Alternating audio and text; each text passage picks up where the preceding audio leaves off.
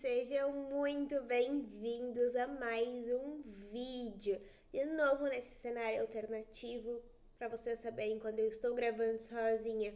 Prefiro gravar assim, é mais rápido, é mais fácil. Eu até gravei esse vídeo já na câmera, no cenário normal, só que ficou toda desfocada, ficou errado, nada deu certo.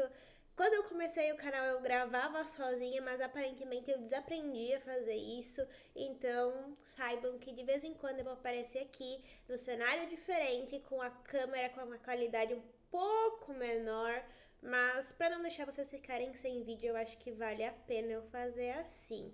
Não me julguem, eu desaprendi a usar o negócio, vai fazer o quê?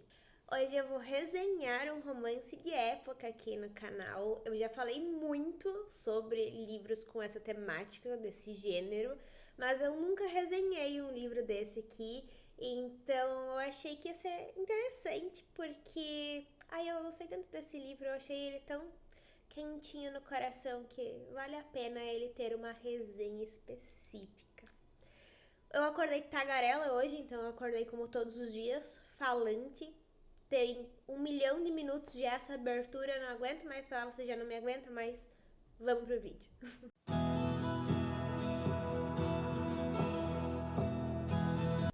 O livro que eu vou resenhar hoje é muito gostosinho de ler, eu me diverti muito e a gente consegue perceber que ele é especial e foi especial para a autora também. Esplêndida é o primeiro livro escrito e publicado pela Julia Quinn na vida dela, mas é um dos últimos que foi lançado aqui no Brasil.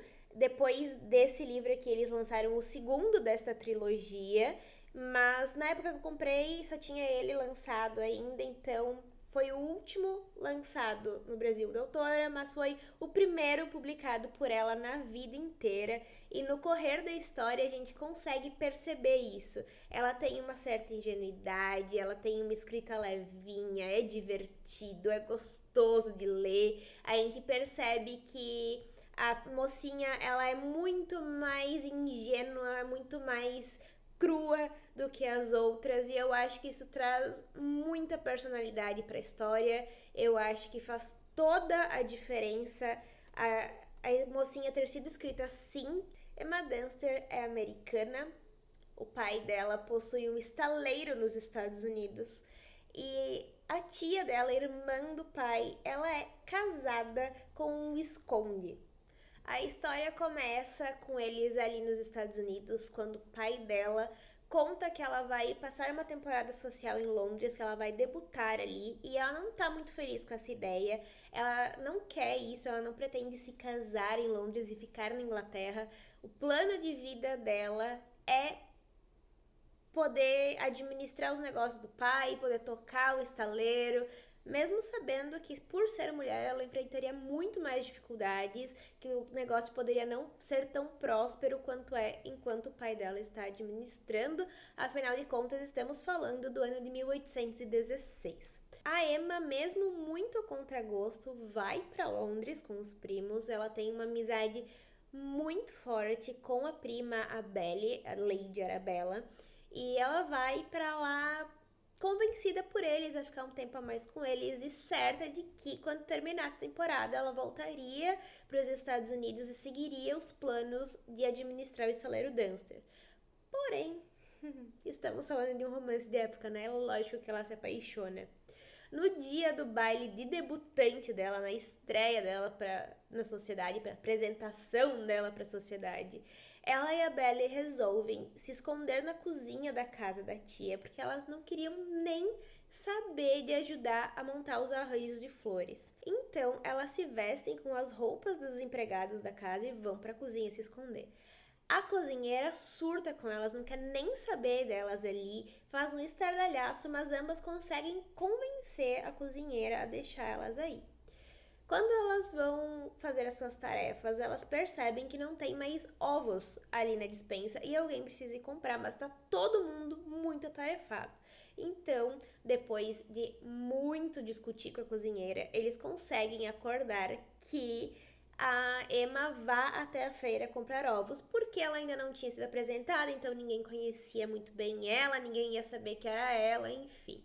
A Emma vai, acha fantástico a forma com que ela consegue andar ali na cidade, ver um outro lado de Londres que ela não conhecia. E na volta, carregando os ovos, ela percebe que o menininho desceu correndo da carruagem e foi atrás do cachorrinho e vinha uma outra carruagem vindo e ia atropelar ele. Então ela se joga na frente da carruagem para salvar o menininho e ambos caem no chão, ela bate a cabeça, desmaia, enfim. Quando ela começa a recobrar a consciência, ela percebe que tem uma mulher muito tagarela, que fala demais, assim, e o irmão dela discutindo sobre como ela salvou a vida do menino, como ela foi essencial, que elas não saberiam o que poderia acontecer com a criança se ela não tivesse aparecido. Enfim, que a mãe da criança está enlouquecida, ela só quer agradecer a Emma, e a Emma está ali, né, vestida de empregada, eles não fazem nem ideia que aquela menina, na verdade, é da nobreza também. Mais ou menos, porque o pai dela não é nobre, quem é nobre é a irmã que casou com o Visconde, enfim. O Alex, que é o nosso protagonista, se apaixona à primeira vista. Ele fica encantado com a Emma. Ele só quer saber de ficar perto dela, sozinha com ela, e manda a irmã ir até a feira comprar ovos novos, porque é claro, os que ela tinha comprado não tem mais nenhum, todos quebraram. E ele fica sozinho com a Emma e eles começam a conversar e ele rouba um beijo dela. A Emma fica toda desconcertada e ela tem uma personalidade muito forte, então ela acaba sendo um pouco condescendente com ele e ele fica ali mais encantado por ela, enfim, que ela precisa fazer toda uma manobra para impedir que ele entrasse na casa da tia, para agradecer à tia que a empregada dela tinha salvado a vida do sobrinho, e ela dá um nó ali, dá um jeito, consegue se livrar e entrar sozinha em casa, enfim, nesse momento tá todo mundo alvoroçado e preocupado, que ela demorou muito para voltar. Ela dá uma desconversada, começa a passar mal, desmaia, levam ela até o quarto, e então, quando ela acorda, aí ela é obrigada a contar tudo o que aconteceu para Belle.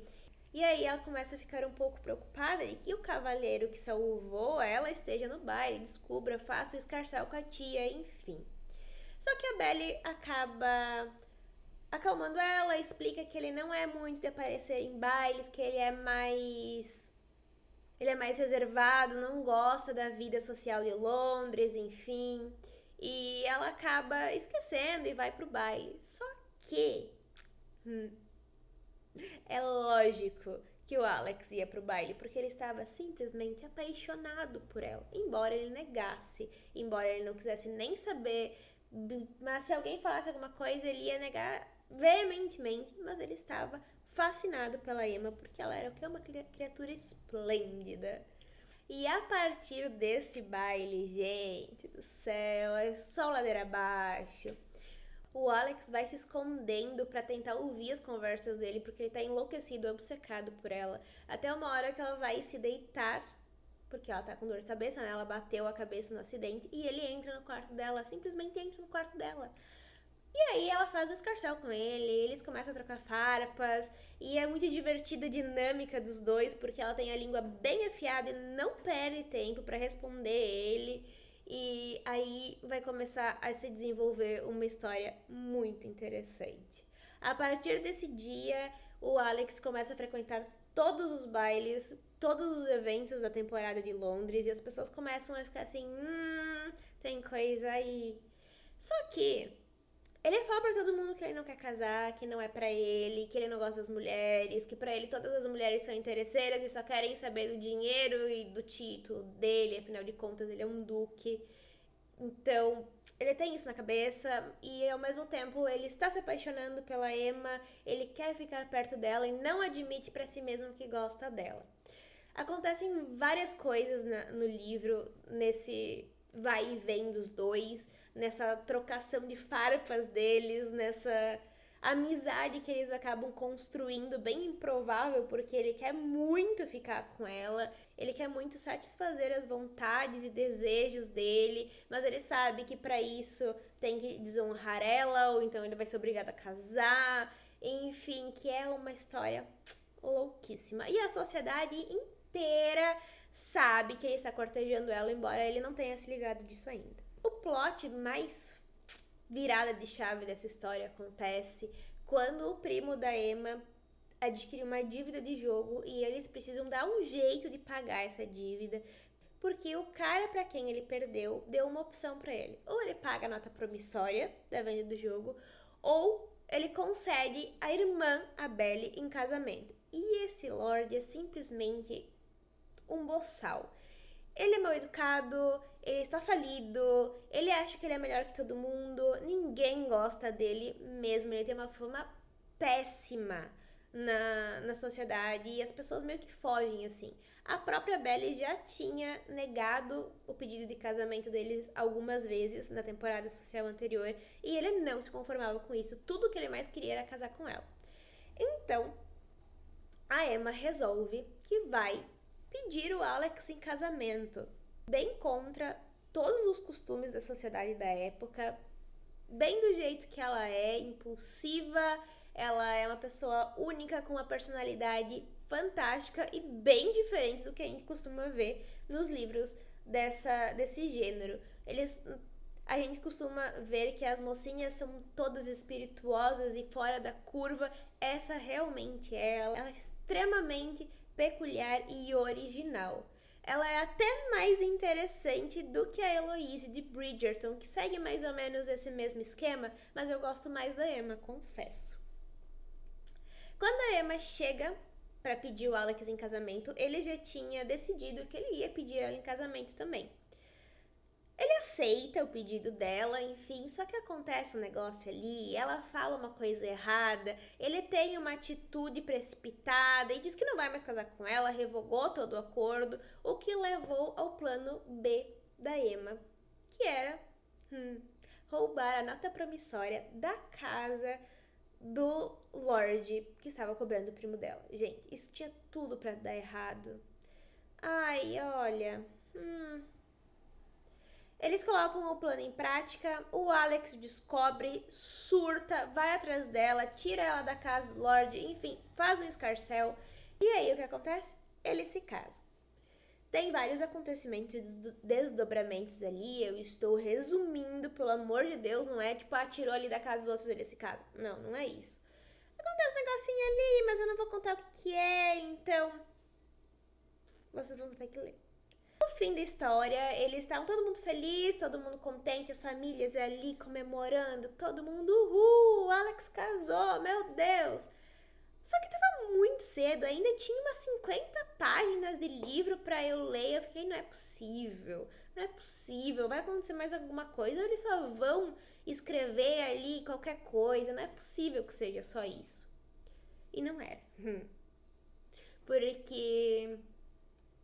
a Emma resolve, depois de 3 semanas de casada, ir visitar a prima dela e ela vê que a Belle estava entrando meio a contragosto numa carruagem não muito conhecida e ela segue essa carruagem. Lá ela descobre que a Belle tinha sido sequestrada. E aí é lógico que a Emma não ia só ficar parada, ela não ia ir pedir ajuda para alguém, não. Ela e os empregados que estavam junto com ela na viagem bolaram um plano maluco para salvar a Belle. E é claro que elas se meteram em encrenca com isso. É lógico.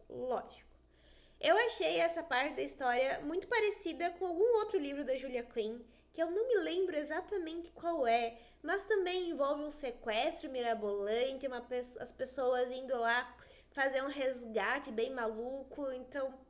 eu não consigo lembrar agora, eu não consigo lembrar. Mas já é algo que eu li nesse estilo e eu adoro. Eu acho muito legal quando tem essas cenas, porque a gente sempre fica, meu Deus do céu, e agora o que vai acontecer? E eu, em especial, fico pensando em como é que elas se viravam para colocar esses planos completamente loucos em prática, usando saia de armação, espartilho, não sei o que. Enfim, loucura. É um livro muito gostoso de ler. Ele é divertido, encantador, tem um romance que ele é rápido, mas ao mesmo tempo ele não é lógico, vai se desenvolvendo com o passar do tempo. A autora teve esse cuidado de fazer uma relação que crescesse, que ela foi da paixão avassaladora para um desejo, e então foi desenvolvendo pro amor e pra algo mais duradouro. E a gente conseguiu entender quais eram os motivos dos dois ali, qual era a birra que o Alex tinha em se casar e como é que ele chegou à conclusão de que era só uma bobeira, era uma besteira, que valia a pena ele se aventurar e dar uma chance para a história dele com a Emma.